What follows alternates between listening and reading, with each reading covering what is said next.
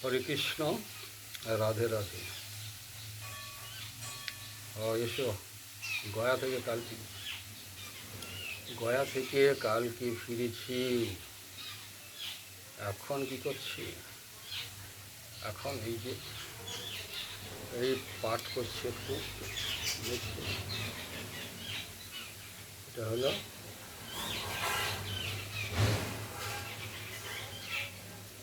শ্রীমদ্ ভগবত গীতা। আর এইটা হলো, দেখো, ঘরে বসেই দেখো,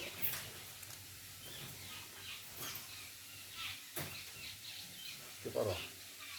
এইটা হলো গদাধরের যে চরণের শৃঙ্গার হয়, সেটা গদাধরের চরণচিহ্ন। হ্যাঁ, এই চরণেই বসে আছে। এই চরণে বসে থেকে একটা গল্প শুনে নাও। এক সময় অনেকগুলি ভেড়া ছাগল জঙ্গলে চড়তে গিয়েছিল। ভেড়া ছাগল, তার মধ্যে একটি ছাগল একটি লতায় জড়িয়ে পড়ে আর মুক্ত হতে পারছে না। অন্যান্য ছাগল এবং ভেড়াগুলো ফেলে দিয়ে চলে গেল। যদি কেউ বিপদে পড়ে যায় তখন কি তাকে কেউ সাহায্য করে রে? নিজেদের দলেরও কেউ করে না, ছেড়ে দিয়ে চলে গেল। এখন যে লতায় আটকে গিয়েছে, মুক্ত হতে পারছে না, আপ্রাণ চেষ্টা করছে, সেটা করবেই। মুক্ত হওয়ার জন্য সবাই চেষ্টা করে, আর সবাই লতাতেই জড়িয়ে পড়ে। কিন্তু তারপর যখন বুঝতে পারে লতায় জড়িয়ে গিয়েছে, এই তখন মুক্ত হওয়ার জন্য চেষ্টা করে। তারপর কোনো রকম সে নিজেকে হয়তো মুক্ত করতে পারলো, তখন কিন্তু আর বাড়িতে ফেরার সামর্থ্য থাকছে না। অনেক ছটফট করেছে, তো অসহায় হয়ে গিয়েছে আর শক্তিহীনও হয়ে গিয়েছে। তখন যখন মুক্ত হয়ে যায় তখন শক্তিহীন প্রায় হয়ে যায়, আর সে ক্ষমতাটা থাকে না, বুঝলে। তা একটু জল খাওয়ার জন্য একটা সরোবরের কাছে গিয়ে দেখছে ভেজা মাটি, তো মাটি ভিজে, সেখানে দেখছে একটা সিংহের পায়ের ছাপ, সিংহের চরণ চিহ্ন। ছাগলটি দেখলো আর আমার যাওয়া হবে না, আমি এই চরণতলেই বসে পড়ি। এখন আমি কার শরণ নেব?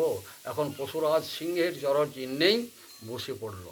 এমন সময় সেই ছাগলটির কাছে শিয়ালরা এসে বলছে, এই তো এখানে বসে কী করছিস? মানে শিয়ালরা চিন্তা করছে যে এরপরে আমি একে উদর করে খেয়ে নেব। তখন ছাগলটি বলছে, ভাই, এখানে আমি আমার গুরুদেবের ভজনা করছি।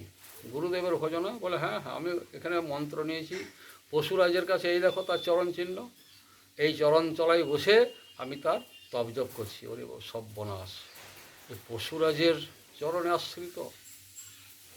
ছাগলকে প্রণাম জানিয়ে চলে গেল সেই শিয়ালটা। এখন কিছুক্ষণ পর ঘুরতে ঘুরতে ওই সিংহটিও এসে গিয়েছে সেই জায়গায়। দেখছে একটা ছাগল, সিংহেরও তো আহার্য দ্রব্য, খাবার জিনিস। ও তার তো বলে, এখানে বসে কী করছিস, তোর ভয় করে না? এবং জঙ্গলে বলে, না গুরুদেব, আমার ভয় করে না। বলে, কেন গুরুদেব বলছিস? বলে, আপনি দেখুন এটা কার চরণ? বলে, হ্যাঁ, এটা তো আমারই চরণ চিহ্ন। তো তুই এখানে? বলে, এই তো আপনাকে গুরু বরণ করেছি, গুরু বরণ করে আপনার চরণে শরণ নিয়ে বসে আছি। আমি ধ্যান, আর কোথায় যাব? আর তো আমি যেতে পারবো না কোথাও, আমি আপনারই ভজনা করছি।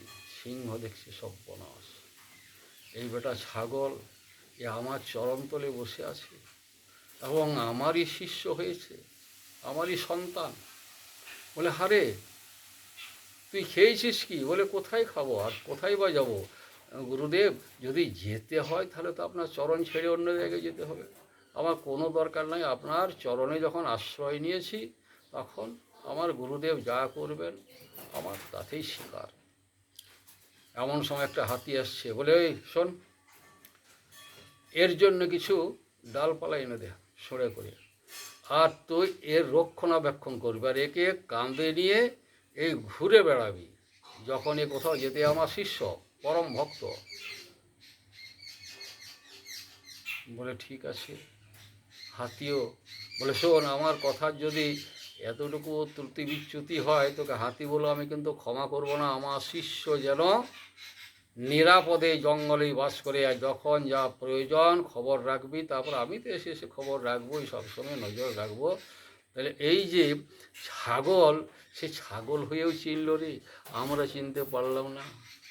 বলছে খোঁজ पकड़ वैसे रहो धनी मिलेंगे आए, खोज पकड़ सैठे रहो धनी मिलेंगे आए, अजया गज मस्तक चढ़े निर्भय कपल खाए। হে ভগবান, একটা ছাগল সেও শরণাগতি হলো একটা পশুরাজের, এবং নির্ভয়ে থাকতে লাগলো, কেউ ভীত সন্ত্রস্ত করতে পারবে না, আর কোনো কিছুতেই কেউ নষ্ট করবে না, অভয় প্রদান করলো গুরুদেব। আমরা বুঝলি ভাই মানুষ হয়েও চিনলাম না। আর এটা যে বললাম, আমি তো যেখান থেকে বলি নাই, আমি তো পুস্তকটি দেখিয়ে দিলাম রে ভাই, এই পুস্তক থেকে। রাধে রাধে, ভালো থাকো।